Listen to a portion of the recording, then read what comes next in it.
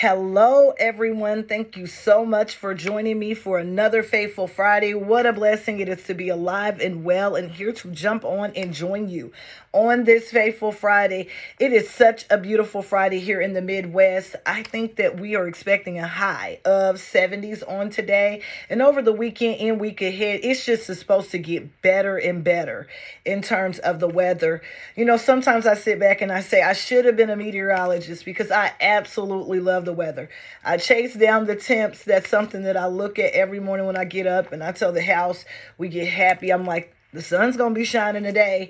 We're expecting high 60s, high 70s, and I just get excited about the weather. And so, we should be excited for all seasons, but that's just me. It's spring, so yes, we all know springtime. When spring gets here, it's time to unclutter.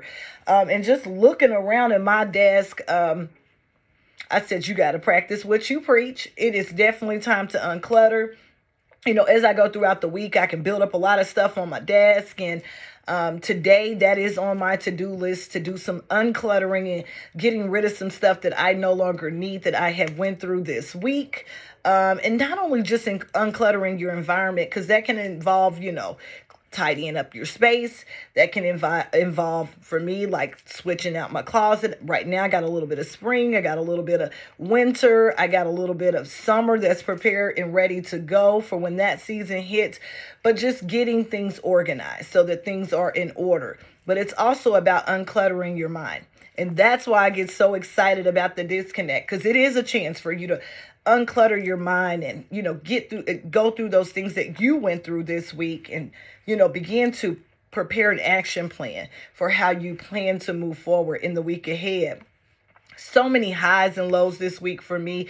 It felt like a roller coaster at times, but guess what? I survived the ride, and I know if life was a roller coaster for you this week as well, guess what? You're here, so you survived the ride as well. It's about learning how to dump the distractions that constantly push their way into our world and putting those things on paper to deal with them when needed. Maybe it's now, maybe it's later, but it's when it's necessary. I have had to learn that I can't be anxious for anything.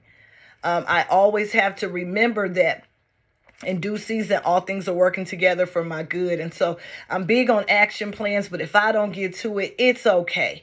I just put that thing on that action plan for another day or another time because all things are working for my good.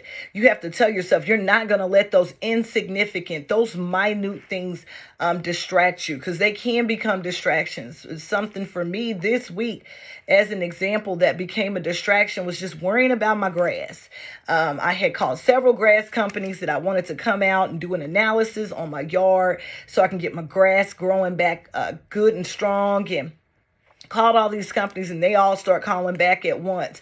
And it got to the point it became overwhelming because I had an option one, an option two, and an option three. And I really didn't know who I wanted to go with. And so it took a few days for me to deliberate over the information they had provided before I could make a final decision. But I allowed things to play out the way that they should play out. And they came out and they did their first treatment on today. So I'm happy about that was something I put on my action plan and I was able to get it done. And we're well on the way to some beautiful grass, beautiful yard, because I absolutely love landscape. I love decorating my home space and making sure that my home space looks good. But again, we can't wait until every area of our life is completely organized. We have to do what we can with what we have, and create pockets. When we're talking about clutter and decluttering, create pockets, spaces of time throughout our day, throughout our week, throughout our month, where we're able to order our thoughts and write down our next. Take order over your day. Take dominion over your day, your environment, and your destiny by setting things in proper order. Order a priority, deal with everything that keeps you from your potential, because a lot of things, if you don't deal with it, they're going to keep popping back up. And so they do distract you, and eventually distractions lead to stress. And I had to learn the hard way that, the best way for me to deal with things The best way for me to, have a good day is to get up early, to rise early and praise God. When I don't, I find myself getting up thinking about everything I have to do for the day instead of just really realizing all of the things that I am blessed to be able to do for the day, like the ability to hear, the ability to see, the ability to touch, the ability to smell, the ability to drive, to have a roof over my head, food on my table, options of those things that I get to do. I know one thing for me, one of the key areas of focus for me this week was just self-worth and success. That was something that just kept popping up as I was doing my readings each morning. And, a person's self-confidence and the ability to act courageously at any given time will depend on what they think about themselves and their character. And for me, that was deep. It takes courage to do a lot of things, and your courage ends up building your confidence, and your confidence leads to you doing more. Like insecurity in relationships, the fear of failure will, absolutely increase when we feel, we fail. It's a reflection of who we are as a person instead of really realizing that we grow through what we go through. So it's okay to fail. Maybe you're failing forward. You're learning something as you're failing through certain things, but it definitely doesn't define who you are as a person because something didn't work out. Some people attach their whole sense of worth to just about everything that they do or every interaction that they have. And a lot of times you'll know because they're name dropping or they're talking about affiliations and associations. And that has nothing to do with who you are as a person. A lot of times I like to walk in the room and just let a person get to know me for who I am without getting the backdrop of who I currently am and where I came from and everything I'm associated with. I do a lot of things behind the scenes where a lot of times people really just meet me in the environment of selling sauce.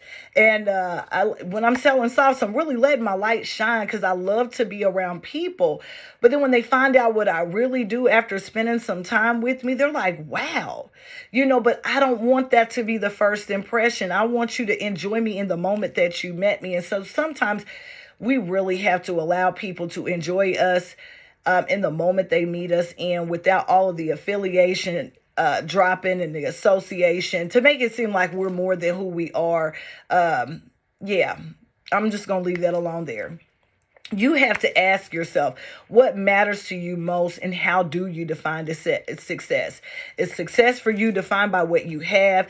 Is success for you defined by what you do? Is success for you defined by the things, the places you've been or those people that you're associated with? If the answer lies in your professional achievements, things will get tricky because professional achievements, they come and they go. And if you feel like that your life has meaning and that you are happy when you're succeeding, but when you don't or you're not succeeding, you feel worthless, then you need to realign your values. I always tell people, especially when you deal with titles, you're somewhere and you have a big title, that is your title while you're in that place. But when you're not at that place, for some people, your mom, your dad, your friend, your sister, your aunt, your uncle, your sister, niece, so on and so forth. So don't even get caught up in titles because titles, they come and they go. Life is going to have highs and lows, and there's going to be a lot of averages in between, but get to know who you are as a person so you don't let any physical thing define who you are. You are the bomb.com all by yourself, Wanted to keep it short this week.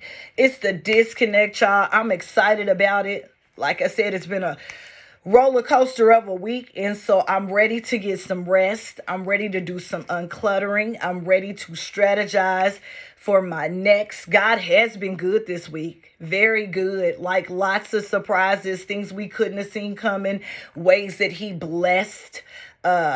Yeah, ways that he blessed just were unimaginable. God just continues to open up doors that no man can close, and he continues to close doors that no man can open. And for that, I am forever grateful, because I don't want to be anywhere God does not want me to be. So it's the disconnect. You know the drill. Do something that your future self will thank you for, even if it's just getting some rest or uncluttering a space in your home that you've been looking at for a while. You know what? You're like, I need to get that done.